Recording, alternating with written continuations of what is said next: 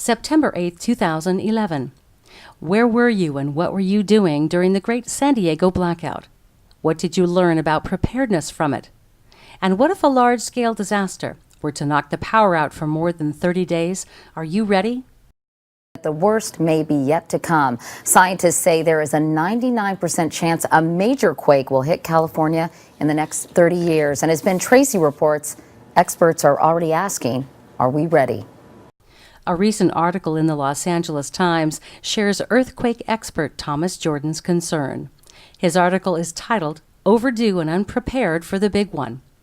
He says the San Andreas Fault could shake any day now, but Southern California behaves as if it will never happen. Basically, the San Andreas Fault is locked and loaded and ready to rumble. Thomas Jordan is director of the Southern California Earthquake Center. As a seismologist, of course, the longer we go without a big earthquake, the more nervous I get. With prep counts, the first step to creating an effective disaster plan, especially for your family, is understanding what you're going to be faced with after a large disaster hits. No two disasters are exactly alike, and as it pertains to earthquakes, and especially pertaining to the San Andreas earthquake that has the potential of striking here on the West Coast, people will be faced with some very serious disruptions and shortages with food, water, and also power outages. And to really understand what you're preparing for, you need to understand fully what the fallout is going to be once that disaster hits. That's going to break the freeways apart, very likely take down some freeway bridges. It's going to offset and sever the aqueducts that bring the water to us. It's going to break the natural gas pipelines that deliver the natural gas to us. It's going to knock down power lines. It's going to have a very heavy effect on infrastructure.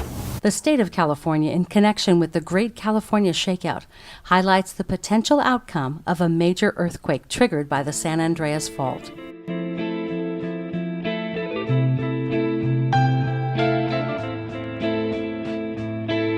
It's a sunny morning in Southern California. Across the region, 7.5 million people are busy at work. Several 100,000 of them are commuting to jobs in different counties, far from where they live. Over 200,000 commuters work and reside on opposite sides of the San Andreas Fault. Today, these families and many others across the region will be separated. 1,800 people will die. 53,000 people will be injured, and $213 billion in damage will occur, shaking nearly 1,500 buildings collapse. Infrastructure is severely compromised, and 300,000 buildings suffer significant damage. Many of the lifelines of Southern California have been disrupted.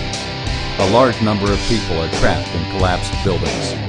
Over 1,600 fires start, some turning into super conflagrations. Millions of people are trying to use their phones, causing the system to become overloaded.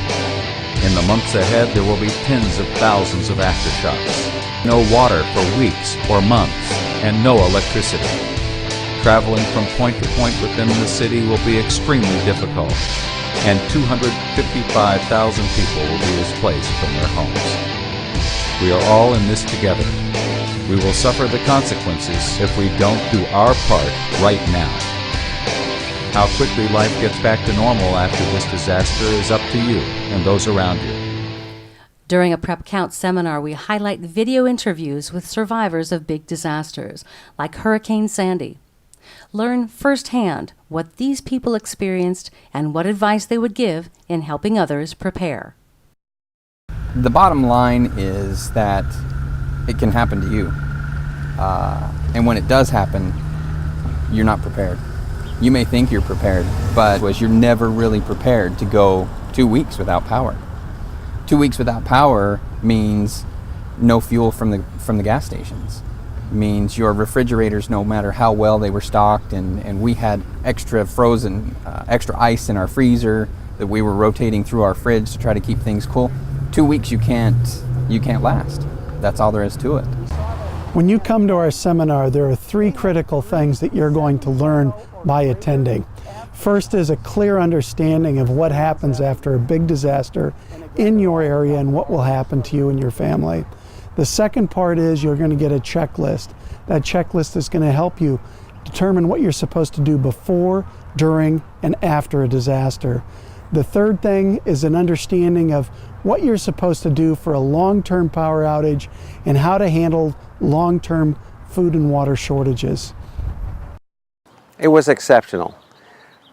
We probably had more at that particular seminar than we had on a number of other functions that we had going on at that particular time. So we had a great evening, and the presentation was mind-boggling. I mean, a lot of people were getting information that they hadn't even heard of before, especially when it relates to both earthquakes and tsunamis and some of the difficulties that we could have in the way of disasters in this area.